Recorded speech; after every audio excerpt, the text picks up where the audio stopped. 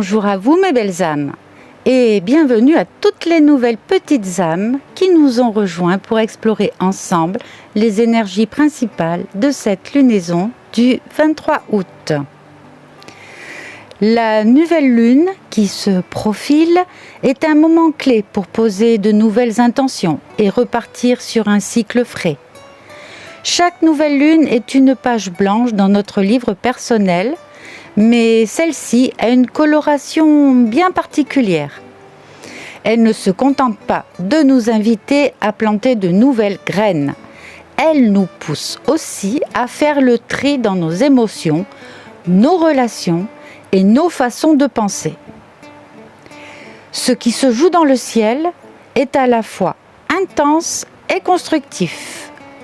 Des forces de transformation profonde, des appels à la lucidité, mais aussi des ouvertures vers plus d'authenticité. Le Soleil et la Lune se retrouvent dans le signe de la Vierge, un signe associé à l'organisation, à l'analyse et aux soins que l'on porte au détail. Ici, la nouvelle lune nous invite à nous recentrer sur notre bien-être, à clarifier nos priorités et à remettre de l'ordre là où le chaos s'est installé. C'est un appel à revoir nos habitudes, à améliorer notre hygiène de vie, mais aussi à purifier notre esprit de pensées inutiles ou pesantes. En Scorpion, nous retrouverons Junon et Vesta. Junon, symbole des engagements et des relations durables, est donc conjointe à Vesta, gardienne du feu sacré dans la maison 3, celle de la communication. Cela peut signifier que nous avons besoin de conversations plus profondes et sincères dans nos relations, loin des échanges superficiels.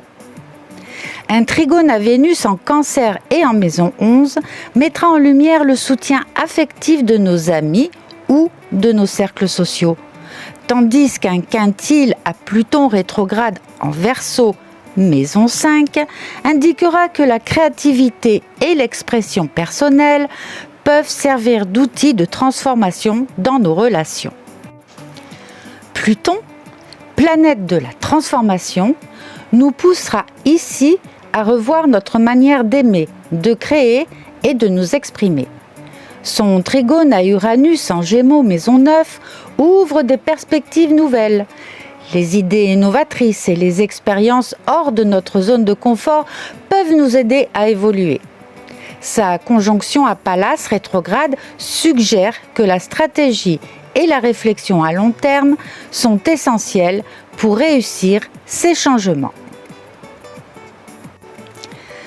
Saturne et Neptune rétrograde, côte à côte dans la maison 7, domaine des partenariats, soulignent l'importance des relations dans ce cycle. Saturne demandera de la structure et de la clarté, tandis que Neptune invitera à la compassion et à l'ouverture spirituelle. Leur sextile à Uranus et à Pluton montre que de nouvelles idées et de nouvelles façons d'être en lien peuvent émerger si nous acceptons de sortir de nos schémas anciens. Chiron sera rétrograde en Bélier et en maison 8. Chiron, symbole des blessures et de la guérison, nous confrontera à des peurs profondes liées au contrôle, à la perte ou à la vulnérabilité. Le quinconce à Lilith en Scorpion et en maison 3 pourra faire remonter des non-dits, des secrets ou des sujets tabous que nous avons évités. Le carré à Pluton rétrograde peut rendre cette période émotionnellement intense. Mais c'est justement dans cette intensité que réside un potentiel de libération. Cette nouvelle lune ne sera pas une lunaison douce. Elle agira comme un miroir grossissant, révélant les zones où nous avons besoin de clarté, de courage et de vérité.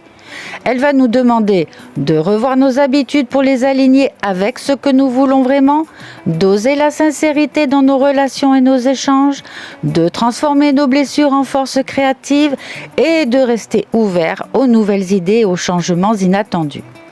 Si nous acceptons cette dynamique, cette nouvelle lune pourra devenir un véritable tremplin, un moment où l'on décide de quitter les vieux schémas et d'entrer dans un nouveau cycle plus aligné, plus authentique, plus libérateur.